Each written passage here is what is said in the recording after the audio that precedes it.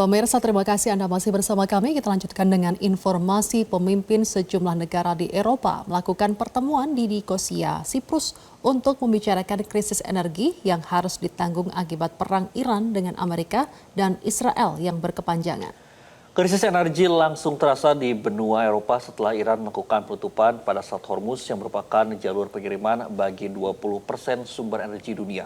Hal ini membuat sejumlah negara di Eropa Barat seperti Jerman, Prancis, Spanyol, Portugal, dan sejumlah negara Uni Eropa lainnya langsung menggelar pertemuan di Nikosia, Siprus pada 24 April yang lalu.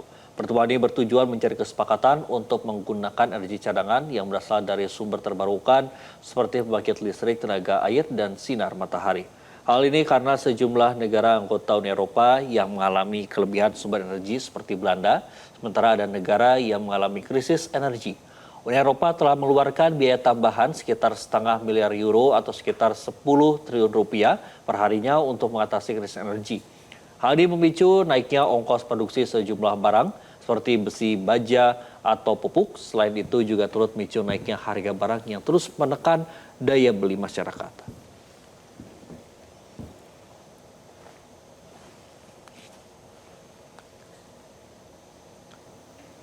Dan pemirsa, untuk membahas masalah krisis energi di Eropa, saat ini telah bergabung bersama kami koresponden DW Indonesia Prita Kusuma Putri dari Bonn, Jerman. Selamat pagi waktu Indonesia, Prita, apa yang bisa kita ketahui dari hasil pertemuan tersebut?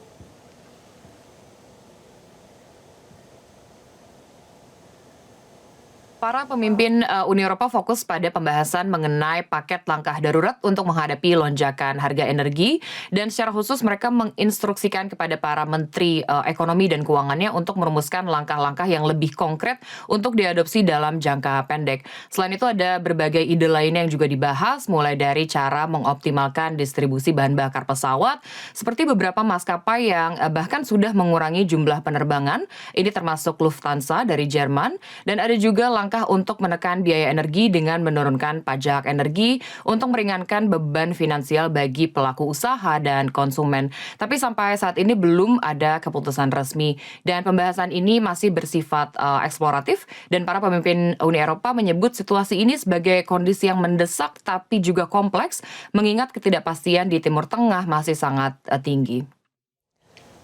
Baik Prita, sebenarnya seberapa besar krisis energi terbaru ini di Eropa?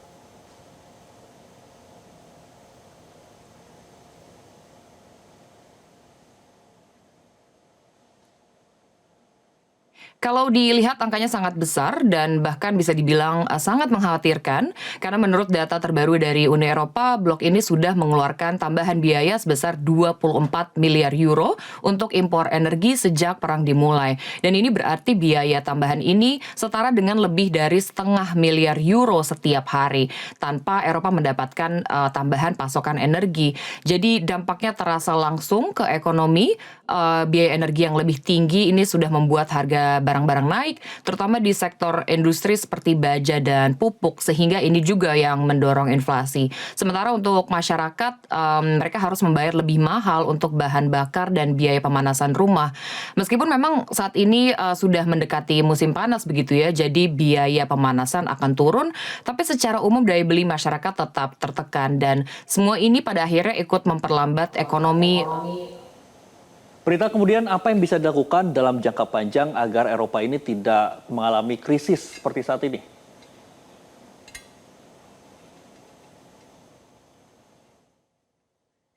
Ya, itu benar, karena krisis pertama terjadi pada saat Rusia menyerang Ukraina, dan itu sudah menyebabkan impor minyak dan gas dari Moskow menurun akibat sanksi dari Uni Eropa.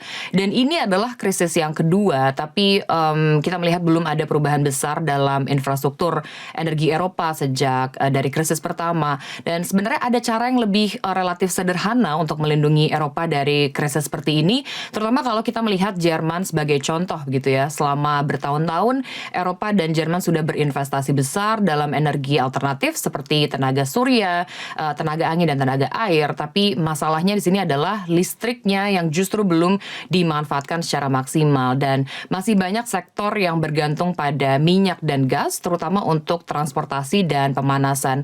Jadi karena itu elektrifikasi perlu dipercepat misalnya lewat mobil listrik atau juga pompa panas meski saat ini progresnya masih cukup lambat. Baik, terima kasih Prita Kusuma Putri yang melaporkan langsung dari Bonn, Jerman. Selamat kembali bertugas. Jelajahi cara baru mendapatkan informasi. Download Metro TV Extend sekarang.